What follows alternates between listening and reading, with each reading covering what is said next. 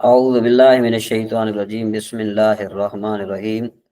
وانما جعل اعراب هذه الاسماء بالحروف لانه لما جعلوا اعراب المثنى وجمع المذکر السالم بالحروف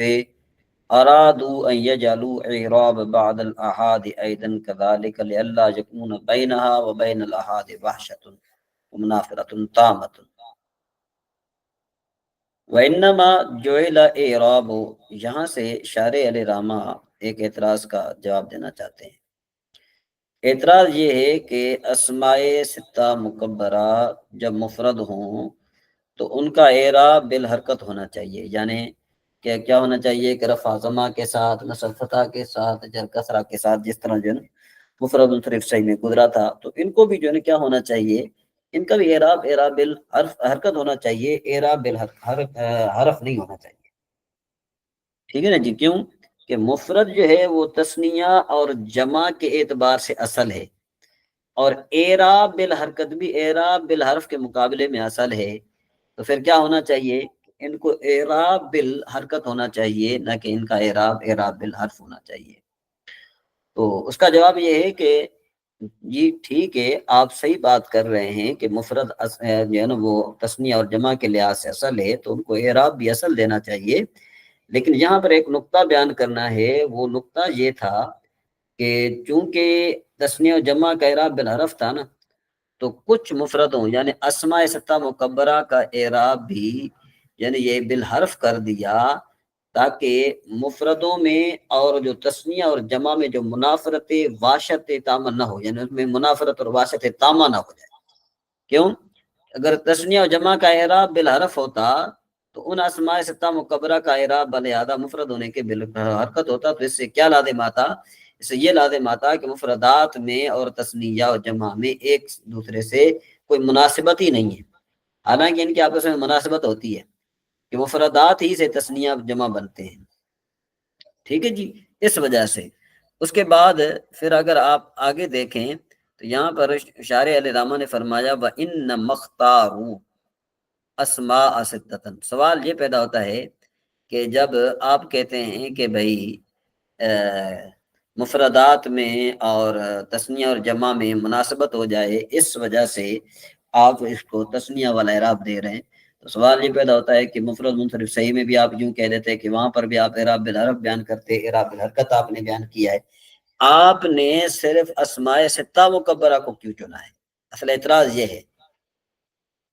ٹھیک ہے جی؟ کیا اعتراض ہے کہ بھائی آپ کہتے ہیں کہ بعض مفردات کو اعراب بالحرف اس لیے دیتے ہیں تاکہ مفردات اور تثنیہ و جمع کے درمیان منافرت تامہ لازم نہ آئے، تو پھر ان مفردات کے لیے 6 اسماء کی تخصیص کیوں کی؟ کمی و بیشی کے ساتھ بھی جو ہے منافرت جو ہے ہو سکتی تھی۔ تو اس کا جواب یہ ہے کہ 6 اسماء کو اعراب دینے کی وجہ یہ ہے کہ تثنیہ کے اعراب کی بھی 3 حالتیں ہیں اور جمع کے اعراب کی بھی 3 حالتیں ہیں، تو ہر حالت کے بدلے ایک قسم کو لیا تو 6 اسماء ہو گئے۔ ٹھیک ہے نا جی؟ تو کہتے ہیں کہ اس وجہ سے جو ہے نا یہ کیا۔ اچھا، اس کے بعد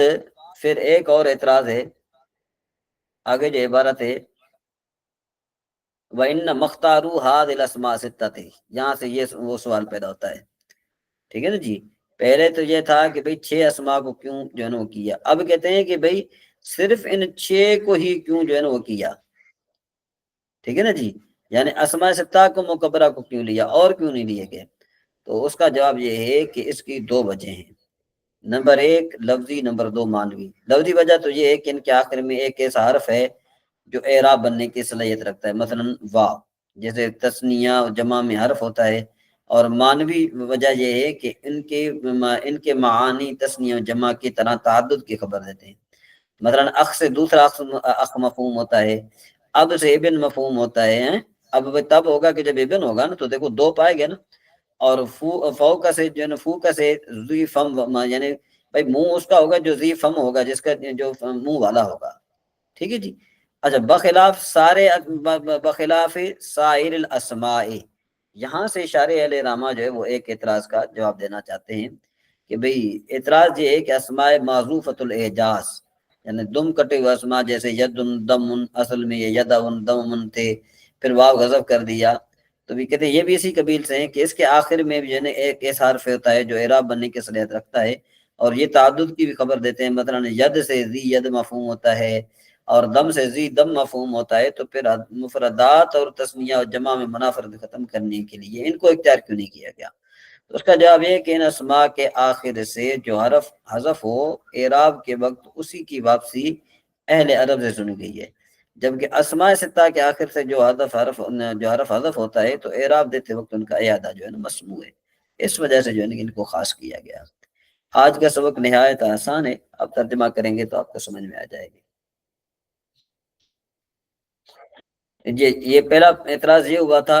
کہ بھئی آپ نے ان کو اعراب بالحرف کیوں دیا، تو اس کو بتا رہے کہ جو بھی نیست کیا گیا ان اسماء کا اعراب بالحرف، کیونکہ جب جو ہے نا کیا مثنیٰ اور جمع ذکر سالم کا اعراب بالحرف، تو انہوں نے ارادہ کیا کہ بعض احاد کا بھی اعراب اس طرح ہو، ٹھیک ہے نا جی، کذالک، تاکہ نہ ہو جائے ان کے درمیان احد اور ان کے تثنیہ اور جمع کے درمیان میں واشت اور منافرت تامہ۔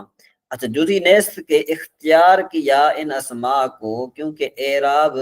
تثنیہ اور جمع میں سے تین ہے، تو ان کے مقابلے میں جو ہے نا اعراب اسم کا جو ہے نا یہ تین ہے، تو یہ کیا کہ ان اسماء کو وہ کیا۔ اچھا، جزی نیست کے اختیار کیا ان 6 اسماء کو تثنیہ اور جمع کے ساتھ مشابہت ہونے کی وجہ سے معنی میں، ٹھیک ہے نا جی، جیسے تعدد ہے، اور وجود حرف جو یہ اعراب کے لیے اس کے آخر میں اعراب کے وقت سنا گیا ہے، بخلاف سارے اسماء معذوفہ کے، جس طرح اعجاز، یعنی معرفت اعجاز کے جس کے آخر میں حرف کیا جاتا ہے، تو کہتے ہیں ید دم، کیونکہ یہ نہیں سنا گیا اس میں عرب سے حروف کا اعادہ، محذوف حروف کا اعادہ اعراب کے وقت، تو اس لیے جو ہے نا کہ ان کو خاص نہیں کیا گیا۔ امید ہے کہ آپ کو یہ بات سمجھ میں آ گئی ہوگی، اور اگر کسی کا سبق سمجھ میں نہ آ جاؤ تو وہ واٹس ایپ کر سکتا ہے، یا پھر جو ہے نا وہ کمنٹ کر سکتا ہے۔ اللہ تبارک و تعالی ہم سب کا حامی و ناصر ہو۔